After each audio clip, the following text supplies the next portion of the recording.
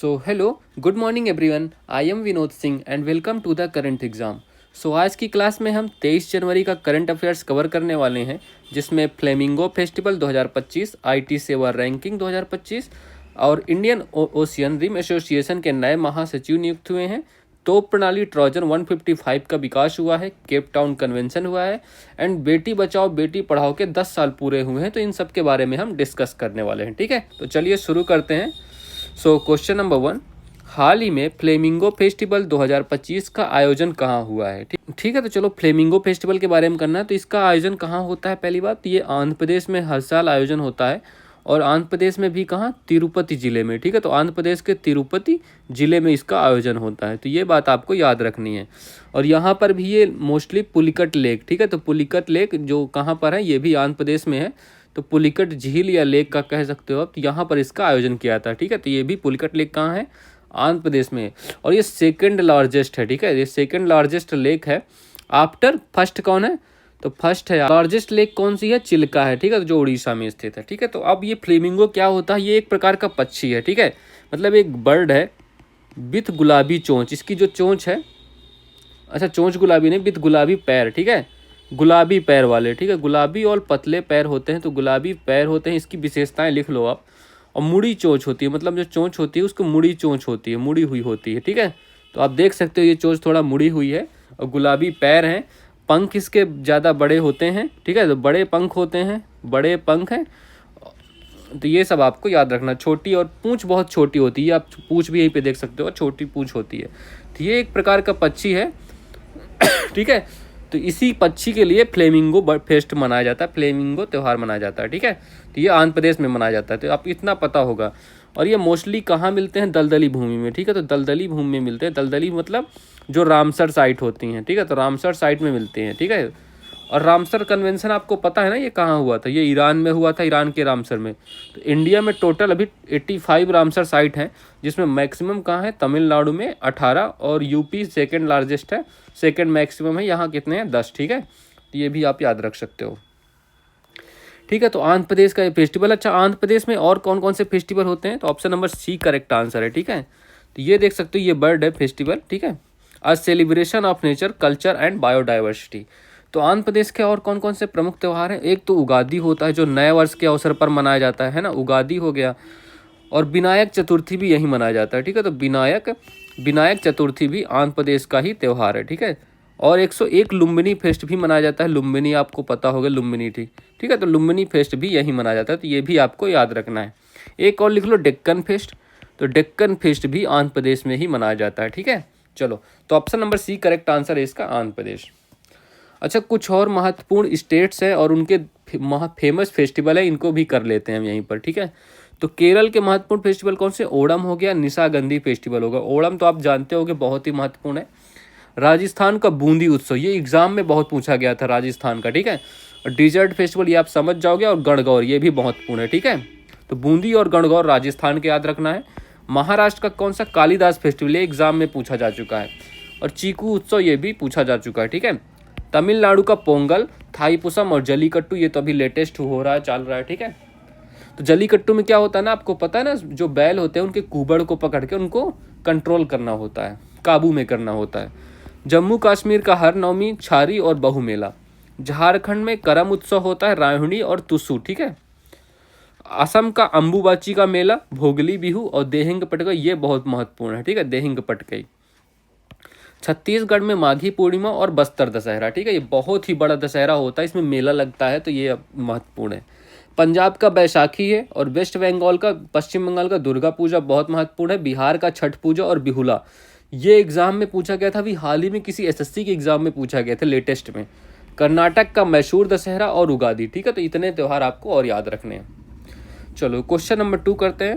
हाल ही में brand finance की IT सेवा रैंकिंग 2025 में किसे वैश्विक स्तर पर दूसरा स्थान मिला है? ठीक है, देखो आईटी सर्विसेज की रैंकिंग हुई है। ठीक है, तो आईटी सर्विसेज की रैंकिंग अपने सॉरी, तो आईटी सर्विसेज की रैंकिंग कब हुई है? 2025 की रैंकिंग को देखना है। ठीक है, देखो इंडिया में टॉप पे है, आप सबको पता होगी वो कंपनी इंडिया में हमेशा से टॉप पे रही है, कितने सालों से काम करती आ रही है।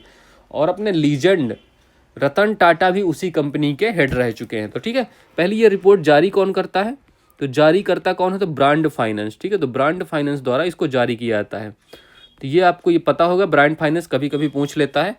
और पहले नंबर पे कौन है, फर्स्ट नंबर पे, ये भी लिख लो, फर्स्ट नंबर पे आयरलैंड की एक कंपनी है। उस कंपनी का क्या नाम है, तो आयरलैंड की कंपनी है जिसका क्या नाम है, एसेंचर। ठीक है, तो एसेंचर नाम भी लिख लेना, ये पूछ भी सकता है। तो ये पहले नंबर पे हो गया। दूसरे नंबर पे कौन है, वैश्विक स्तर पे दूसरे नंबर पे है अपनी टीसीएस कंपनी जो भारत की है। ठीक है, टीसीएस कंपनी है जो भारत की है, ये याद रखना है। और तीसरे नंबर पे कौन है, तीसरे नंबर पे भारत की एक इन्फोसिस कंपनी है। ठीक है, तो इन्फोसिस हो गया। ये किसकी कंपनी है, नारायण मूर्ति की है ना। तो इन्होंने ही कहा था 70 घंटे एक इंसान को काम करना चाहिए, है ना। तो नारायण मूर्ति, ठीक है, हफ्ते में 70 घंटे। ठीक है, चलो देखो, पहले नंबर पे एसेंचर हो गए, दूसरे पे टीसीएस हो गए, तीसरे पे इन्फोसिस हो गई, चौथे पे आईबीएम और पांचवें पे एनटीटी डाटा। बस इतना ज़्यादा याद करने की जरूरत नहीं है। ठीक है आपको तो इतनी याद रख। अब टीसीएस का हेड कौन था ये बताओ। अच्छा, आयरलैंड के बारे में बात की, तो यहाँ की कैपिटल बताओ मुझे, और यहाँ के पीएम कौन है अभी फिलहाल में, युवा पीएम है सबसे, तो ये भी दोनों बता दो। अच्छा, एक बात याद होगी आपकी, 1992 में टीसीएस के हेड कौन थे, हेड थे रतन टाटा जी। ठीक है, रतन टाटा जी। तो अभी हाल ही में इनका निधन हुआ है ना, इनका निधन हुआ है। और इनको 2008 में, है ना, 2008 में इनको पद्म विभूषण का पुरस्कार मिला था। तो ये याद रखना है आपका, पद्म विभूषण। तो अभी लेटेस्ट में कौन इसका टीसीएस का हेड है, अभी कौन है, तो अभी लेटेस्ट में नोएल टाटा, है ना। तो नोएल टाटा इनके हेड है, ठीक है, प्रेजेंट में। तो ये भी इतनी बातें आपको याद रखना है। तो अच्छा, आयरलैंड की कैपिटल क्या हो गई, तो कैपिटल आयरलैंड की डबलिन कैपिटल है। और यहाँ के पीएम का है साइमन हैरिस। ठीक है, तो साइमन हैरिस यहाँ के पीएम है। ठीक है, चलो इतनी बातें आपको याद रखनी है। तो option number C correct answer है, टाटा कंसल्टेंसी सर्विस। ठीक है, सर्विसेज, ये याद रखना है आपको। अच्छा यार, अभी 21 जनवरी था। ठीक है, 21 जनवरी का डेट था, 21 जनवरी। इस दिन एक फॉर्मेशन हुआ था, हमारे 3 स्टेट बने थे। तो 21 जनवरी 1972 को, ठीक है, तो 21 जनवरी 1972 को 3 स्टेट बने थे। ठीक है, ये आपको पता होगा। वो तीनों स्टेट के कौन कौन से क्या क्या नाम था, तो एक तो मणिपुर हो गया। ठीक है, मणिपुर हो गया, ये भी आपको करंट अफेयर्स का क्वेश्चन में बनता है। ठीक है, क्योंकि अभी परसों नरसों हुई तो 21 तारीख थी, है ना। तो मणिपुर हो गया, मेघालय हो गया।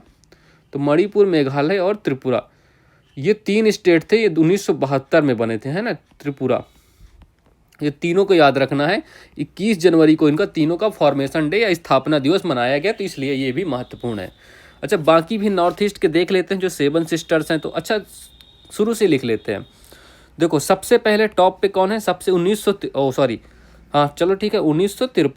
1953 में कौन सा स्टेट बना था, आप बताओ। तो मैं यहाँ पे लिख देता हूँ। तो 1953 हो गया। 1953 में आपका आंध्र प्रदेश। ठीक है, 1953 में आंध्र प्रदेश, वो मैप से हट गया है तो वहाँ पे नहीं लिख पा रहा था। ठीक है, चलो फिर 1956 में, ये 1956 में बना राजस्थान। ठीक है, 1956 में राजस्थान। और 1960 में गुजरात और महाराष्ट्र, ये गुजरात और ये महाराष्ट्र कब बने, 1960 में। ठीक है, 1960 में, इनकी डेट याद रखना। और 1963 में फिर कौन सा बना, नागालैंड। ये जो नागालैंड है 1963 में इसका फॉर्मेशन हुआ। कम डेट क्या है, 1 दिसंबर। हॉर्नबिल फेस्टिवल मनाया जाता है 10 दिन तक, है ना, लगातार, आपको पता होगा। फिर 1966 में आपका बना ये हरियाणा। ठीक है, हरियाणा कब बना, 1966 में। ठीक है, चलो फिर 1971 में आपका बना ये हिमाचल प्रदेश। आप ऐसे ही मैप के थ्रू याद रखना तो आपको भूलेगा नहीं। ठीक है, 1972 में हमने ये कर ही लिया, ये 3 स्टेट बने थे। फिर 1975, ये जो सिक्किम है 1975 में बना। और कौन सा संविधान संशोधन था, जो 36वां संविधान संशोधन था। ठीक है, ये एग्जाम में बहुत पूछा गया था, ये कौन सा संविधान संशोधन था सिक्किम को बनाने के लिए। और 1987 में भी 3 स्टेट बने। कौन कौन से बने, एक तो अरुणाचल प्रदेश हो गया। ठीक है, तो अरुणाचल प्रदेश लिखो। और दूसरा कौन सा है, अरुणाचल प्रदेश हो गया, मिजोरम हो गया। ठीक है, मिजोरम भी 1987 में हो गया। और फिर कौन सा तीसरा, कौन सा, गोवा। ठीक है, तो ये तीनों कब बने, 1987 में बने। ठीक है, चलो और बाकी नेक्स्ट स्लाइड पे करते हैं। अब फिर 2000 में कौन कौन से 3 स्टेट बने फिर से। ठीक है, तो एक तो छत्तीसगढ़ हो गया 2000 में। छत्तीसगढ़ कब बना, डेट लिखनी है इसकी आपकी, उत्तराखंड और झारखंड, ये 3 स्टेट बने 2000 में। एक ये छत्तीसगढ़ बना 1 नवंबर को, उत्तराखंड बना 9 नवंबर को, और झारखंड बना 15 नवंबर को। तो ये भी आपको याद रखना है, ठीक है। फिर 2014 का दिन आता है, ठीक है। 2014 का ईयर था और डेट क्या थी, 2 जून। 2 जून 2014 को कौन सा बना हमारा लेटेस्ट स्टेट, सबसे लेटेस्ट स्टेट तेलंगाना है, ठीक है। चलो, और फिर क्या है, एक और देखते हैं। 31 अक्टूबर की डेट थी, 31 अक्टूबर 2019। इस दिन क्या हुआ था, इस दिन हमारा जम्मू कश्मीर और लद्दाख दोनों अलग अलग यूटी बन गए, ठीक है। दोनों यूटी बन गए, पहले एक स्टेट था, अब यूटी बन गए हैं। और एक और डेट लिखो, 26 जनवरी 2020। इस दिन क्या हुआ, विलय हुआ, एक महत्वपूर्ण विलय हुआ, जिसमें आपको कौन कौन से दादर नागर हवेली, ठीक, दादरा एंड नागर हवेली, ठीक है, मैं 60 में लिखे देता हूँ, एंड दमन दीव, इन दोनों का विलय हो गया आपस में। अब ये मिलके एक यूटी हैं, ठीक है। पहले 2 यूटी थी, अब 1 यूटी है ये मिलके। तो इतनी ये सारी डेट आपको याद रखना, मैंने सारा करा दिया स्टार्टिंग से लेके आखिर तक, ठीक है।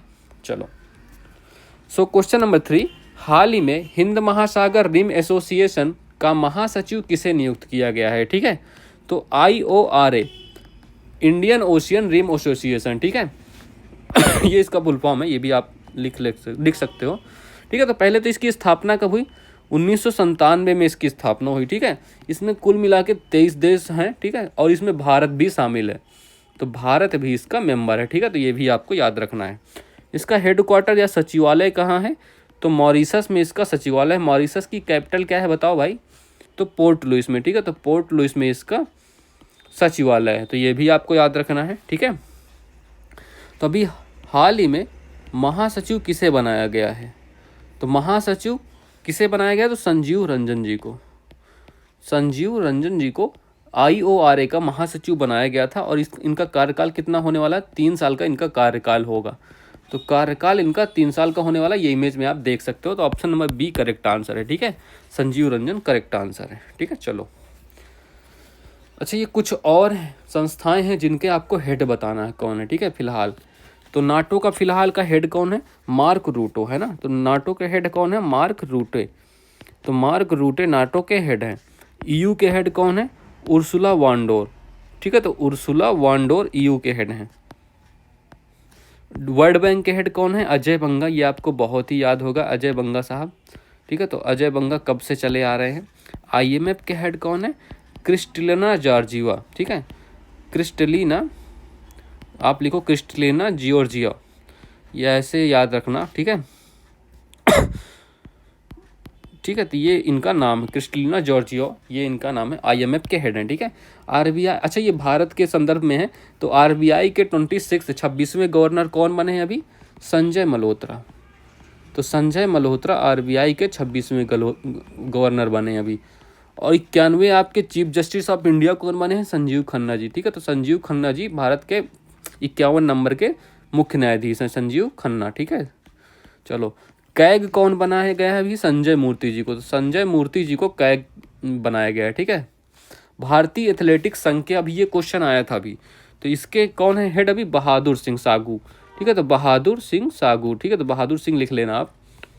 कैबिनेट सचिव कौन है अभी आपके हाल ही में, टीम सोमनाथन, ठीक है। T सोमनाथन जी कैबिनेट सचिव हैं। इसरो के हेड कौन है, तो V नारायणन, अभी लेटेस्ट में ये भी बनाए गए हैं, ठीक है। तो V नारायणन, तो इसरो के हेड V नारायणन, ठीक है। तो ये सारे आपको हेड याद रखना है। क्वेश्चन नंबर 4, हाल ही में चर्चा में रही तोप प्रणाली ट्राजन 155 को भारत सरकार ने किसके सहयोग से विकसित किया। अब देखो ये ट्राजन 155 है क्या, आप इमेज में भी देख सकते हो। वैसे तो आप देखो इसका निर्माण किसने किया है, पहले ये महत्वपूर्ण है, ठीक है। तो ट्राजन 155, पहली बात तो ये क्या है, तोप प्रणाली है, ठीक है। तोप सिस्टम है, तोप प्रणाली है, और इसको गन सिस्टम भी कह सकते हो। तो ये गन का भी काम करती है, तोप का भी काम करती है, ठीक है। तो दोनों काम होने वाले हैं, तोप प्रणाली और गन प्रणाली। और इसका निर्माण किसने किया, इंडिया ने निर्माण किया है इसको फ्रांस के साथ मिलकर, ठीक है। तो इंडिया और फ्रांस ने इसका मिलकर निर्माण किया है। अच्छा, ये आपके लिए होमवर्क है, कमेंट करके बताओगे ये फ्रांस और इंडिया के बीच में कौन कौन सी एक्सरसाइज हुए हैं, ठीक है। मिलिट्री एक्सरसाइज कौन कौन सी हुई हैं। अब भारत की तरफ से कौन सी कंपनी थी, तो L&T, ठीक है, Larsen and Toubro company. Bharat की तरफ से कौन सी थी, Larsen and Toubro, L&T company. और फ्रांस की तरफ से कंपनी कौन थी, KNDS, ठीक है। तो ये भारत और फ्रांस की दोनों कंपनियां, इन दोनों कंपनियों ने मिलकर बनाया है। इसका फुल फॉर्म होता है लार्सन एंड टुब्रो, ये भी आपको याद रखना है, ठीक है।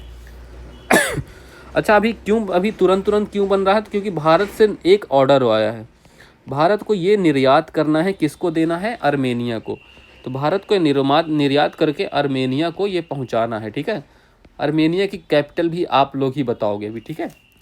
चलो, तो इतनी बातें आपको याद रखना है इसके बारे में। और भी ये क्या है, जो ये नली है ना इसकी, जहाँ से तोप या गोले बंदूक निकलेंगे, इसका 155 mm, ठीक है, डायमीटर है।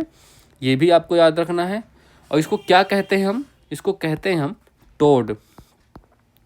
ये इंग्लिश में नाम लिख लेना, टोब आर्टिलरी, ठीक है। टोड आर्टिलरी गन सिस्टम के नाम से जाना जाता है, ठीक है। तो ये आपको इसको भी लिख लो, ये भी लिख लो, ठीक है। ऐसे नाम भी पूछा जा सकता था, आपको पहचान नहीं पाओगे। ट्रोजन 155 इसका नाम है। इसकी मारक क्षमता कितनी है? मारक क्षमता कितनी होने वाली है? तो मारक क्षमता इसकी लिखना 40 किलोमीटर प्लस इसकी मारक क्षमता होगी, ठीक है। 40 किलोमीटर प्लस होने वाली है, ठीक है। तो अच्छा, हाँ, तो ये बताओ इंडिया और फ्रांस के बीच कौन कौन सी एक्सरसाइज हुई है? तो वरुण हुई है, वरुण, गरुण, और कौन सी हुई है? एक शक्ति भी हुई है, ठीक है। तो वरुण, गरुण, शक्ति भी हुई है, ठीक है। और एक डिजर्ट नाइट भी हुई है, जो जिसमें यूएई, फ्रांस और इंडिया तीनों ने मिलकर किया था। अच्छा, इसकी कैपिटल आपने बताया, आर्मेनिया की कैपिटल का नाम क्या है? येरेवन। तो येरेवन आर्मेनिया की कैपिटल का नाम है, ठीक है। तो कौन सा करेक्ट होगा? ऑप्शन नंबर 1 करेक्ट आंसर है, ठीक है, फ्रांस, ठीक है। चलो, अच्छा, आपने एक और चीज़ यहीं पे लिख देते हैं। ब्रह्मोस मिसाइल के बारे में जानते हो आप, है ना? ब्रह्मोस, इसका निर्माण इंडिया ने किसके साथ मिलकर किया है? तो इंडिया प्लस रसिया ने इसका निर्माण किया है। तो इंडिया ने अभी इसका दूसरी बार इसको निर्यात कर रही है, ठीक है। फर्स्ट टाइम किसे दिया था? फर्स्ट टाइम इसने दिया था फिलीपींस को। तो अभी लेटेस्ट में इसे किसे दे रही है? तो ये सेकेंड टाइम देने वाला है किसको? इंडोनेशिया को, ठीक है। तो अभी लेटेस्ट में ये भी याद रखना। और इंडोनेशिया के राष्ट्रपति आएंगे 26 जनवरी को हमारे यहाँ चीफ गेस्ट बन के, तभी ये डील फाइनल हो जाएगी, ठीक है। चलो, कुछ और क्वेश्चन है। प्रकाशित 7वीं आवधिक श्रम बल सर्वेक्षण वार्षिक रिपोर्ट के अनुसार बेरोजगारी दर कितनी है भारत में? तो ये कितनी? 3.2% होने वाली है। भारत के पहले CO2 से मेथनॉल पायलट प्लांट की आधारशिला कहाँ रखी गई है? तो ये महाराष्ट्र में रखी गई है, ठीक है। 32वां एकलव्य पुरस्कार 2024 के लिए किसे चुना गया है? तो ये प्रत्याशा रे जी को चुना गया है, ठीक है। प्रत्याशा रे को मिलने वाला ये पुरस्कार। हाल ही में गंभीर रूप से संकटग्रस्त श्रेणी में शामिल और 2040 तक लुप्त होने वाला याला ग्लेशियर कहाँ स्थित है? ये इंपॉर्टेंट है, इसको आप लिख लेना, ठीक है, नोट कर लेना। बस आप कुछ लोग क्लास देखते रहते हो, नोट नहीं करते कुछ। तो ये नेपाल में है याला ग्लेशियर, ठीक है। इस पर खतरा मंडरा रहा है कि 2040 तक ये खत्म हो जाएगा। एक और है, अच्छा, दागू ग्लेशियर। दागू ग्लेशियर ये भी न्यूज में रहा है। तो ये कहाँ है? दागू ग्लेशियर कहाँ का है? ये चाइना का है, ठीक है, चीन का है दागू ग्लेशियर। चलो, क्वेश्चन नंबर 5, हाल ही में चर्चा में रहे केप टाउन कन्वेंशन का संबंध किससे है? ठीक है, तो केप टाउन ये कहाँ है वैसे बताओ, केप टाउन कहाँ है? तो केप टाउन कन्वेंशन, अरे ये क्या हो रहा है? तो केप टाउन कन्वेंशन, इसका संबंध किससे है बताना है आपको। पहली बात तो केप टाउन जगह कहाँ है? ये साउथ अफ्रीका में है, ठीक है। तो केप टाउन जगह कहाँ है? साउथ अफ्रीका में है। और ये किस लिए ये कन्वेंशन हुआ था? देखो, पहले हुआ था, आज का नहीं है। तो विमान क्षेत्र में, विमान का जो क्षेत्र है के हितों के संरक्षण के लिए कन्वेंशन हुआ था, ठीक है। हितों के संरक्षण के लिए ये कन्वेंशन हुआ था, ठीक है। कब हुआ था? 2001 में, ठीक है, 2001 में ये संरक्षण हुआ था। और भारत ने कब साइन किया था इसमें? तो भारत ने इसने साइन किया था 2008 में, ठीक है। तो भारत 2008 में इसमें साइन करने वाला है। तो अभी भारत ने क्या किया है? एक बिल पास किया है, ठीक है। तो विमान क्षेत्र में, तो भारत ने एक बिल पास किया विमान क्षेत्र के हितों के संरक्षण के लिए, ठीक है। तो ये भी, ठीक है, सेम बिल है। तो भारत ने पास किया है हितों के संरक्षण के लिए, एक बिल पास किया गया है भारत में, ठीक है। ये बिल कब पास हुआ है? 2024 में भी पास किया गया है, इस वजह से ये चर्चा में रहा है, ठीक है। तो ये भी आपको याद रखना है, इतनी बातें बस पता होनी चाहिए इसके बारे में। तो कौन सा option number C correct answer है? विमान क्षेत्र। अच्छा, ये देखो विमान, ये देख लेना, केप टाउन कन्वेंशन है। कुछ महत्वपूर्ण ये कॉन्स्टिट्यूशनल अमेंडमेंट एक्ट्स हैं, बहुत ही ज़्यादा महत्वपूर्ण है, कोई ना कोई क्वेश्चन पक्का बनता है इस टॉपिक से, ठीक है। तो इनको आप रिवाइज कर लो, मैंने सारा लिख दिया है। मैं आपको एक बार रीड करके सुना देता हूँ, बट आपको पढ़ना खुद से ही है, ठीक है। चलो, तो पहला संशोधन अधिनियम संविधान संशोधन जमींदारी विरोधी कानूनों को न्यायिक समीक्षा से बचाने के लिए 9वीं अनुसूची जोड़ी गई। इसमें कौन सी 9th अनुसूची जोड़ी गई, ठीक है, ये भी आपको पता होना चाहिए। 1951 में हुआ था। 26वां संशोधन अधिनियम 1971 में रियासतों के शासकों को दिए जाने वाले प्रीवी पर्स और विशेषाधिकारों को समाप्त कर दिया गया। ये क्वेश्चन एग्जाम में पूछा गया था। 42वां संशोधन, इसको लघु संविधान के नाम से जाना जाता है ना, लघु संविधान के नाम से जाना जाता है। और प्रस्तावना में संशोधन करके क्या क्या जोड़ा गया था, समाजवादी, धर्मनिरपेक्ष और अखंडता शब्द जोड़े गए, ठीक है। इसको हम लोग क्या कहते हैं, लघु संविधान के नाम से जाना जाता है, तो ये भी आपको याद होना चाहिए। 44वां संशोधन बहुत ही महत्वपूर्ण है, 1978 में हुआ था। जो आपके संपत्ति का जो मौलिक अधिकार था ना, उसको हटा के, अनुच्छेद की सूची से हटा के उसको विधिक अधिकार में शामिल किया गया और 300A में, ठीक है, 300A में, आर्टिकल 300A में जोड़ा गया इसको, ठीक है। 52वां संशोधन अधिनियम 1985 में हुआ, दल बदल कानून कहलाता है और ये 10वीं अनुसूची में एक जोड़ी गई, ठीक है।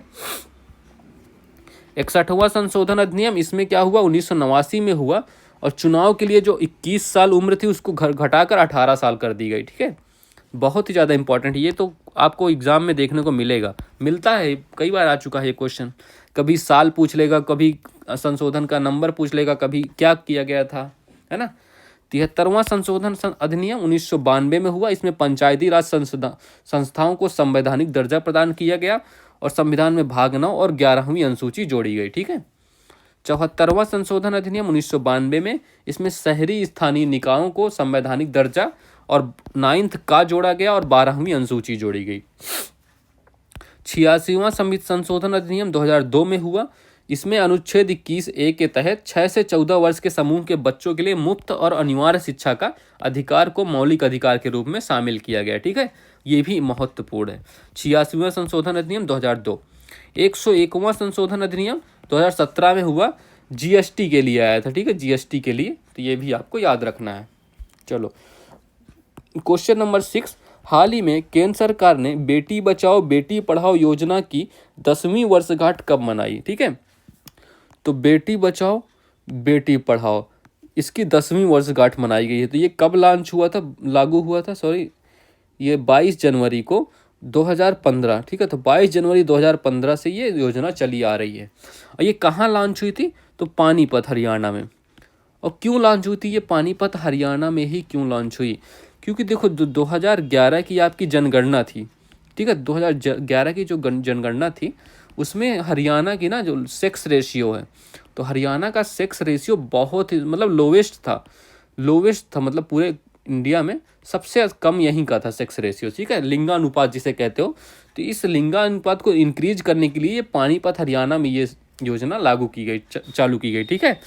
तो ये बढ़ाना, मतलब इसका मेन उद्देश्य क्या था, सेक्स रेशियो को बढ़ाना, ठीक है। तो सेक्स रेशियो को इंक्रीज करना था इसका मेन उद्देश्य। अच्छा, अभी इसको किस में विलय कर दिया गया, इसका विलय हुआ है एक योजना में, विलय किया गया है मिशन शक्ति, ठीक है। तो मिशन शक्ति में इसका विलय किया गया है। तो मिशन शक्ति के बारे में बताओ क्या है, तो इसको कब लॉन्च किया गया था, 2021-22 में लॉन्च किया गया, 21-22 में। और ये कब तक चलने वाला, 2025-26 तक, ठीक है। और ये 5 वर्ष के लिए लाया गया था मिशन शक्ति, ठीक है। और इसका मेन उद्देश्य क्या था, महिला सशक्तिकरण। तो महिला सशक्तिकरण इसका मेन उद्देश्य है, ठीक है, शक्तिकरण। तो ये आपको याद रखना है। अच्छा, इसमें एक और काम किया गया था, महिला हेल्पलाइन नंबर। तो महिला वुमेन हेल्पलाइन नंबर क्या था इसमें, 181 वुमेन हेल्पलाइन नंबर भी जारी किया गया, ठीक है। इतनी बातें आपको याद रखना है। Option number D correct answer है, 22 जनवरी, ठीक है। चलो अच्छा, ये कुछ और योजनाएं हैं, इनकी स्टार्टिंग की डेट लिखना है आपको। स्टार्टअप इंडिया कब शुरू हुआ, तो स्टार्टअप इंडिया 16 जनवरी 2016 को, ठीक है, 16 जनवरी 2016 को चालू हुआ। उज्ज्वला योजना गैस सिलेंडर के लिए कब थी, 1 मई 2016। आपको डेट भी याद रखनी है, सिर्फ ईयर से काम नहीं चलने वाला, ठीक है, याद रखना ये बात। जनधन योजना कब लागू हुई, बैंक खातों के लिए तब 15 लाख आने थे ना आपके अकाउंट में, किसके किसके आ गए बताओ भाई कमेंट करके। तो 28 अगस्त 2014 को ये योजना लागू हुई थी, ठीक है। अच्छा, जिसके भी 15 लाख आ गए हो ना, वो कमेंट करके बताएगा, ठीक है। सांसद आदर्श ग्राम योजना ये कब लागू हुई, तो ये 11 अक्टूबर को 11 अक्टूबर 2014 को, ठीक है, तो ये भी लॉन्च हुई थी। मिशन इंद्रधनुष ये कब लॉन्च हुई? तो ये 25 दिसंबर 2014 को लॉन्च हुई। और किस लिए? टीकाकरण के लिए लॉन्च हुई थी, है ना, टीकाकरण के लिए। ठीक है, चलो, तो 15 लाख वाले शाम को मिलेंगे भाई मुझसे, ठीक है। चलो, so have a good day and thank you everyone. Please like करना यार, सब्सक्राइब करना और शेयर करना अपने दोस्तों।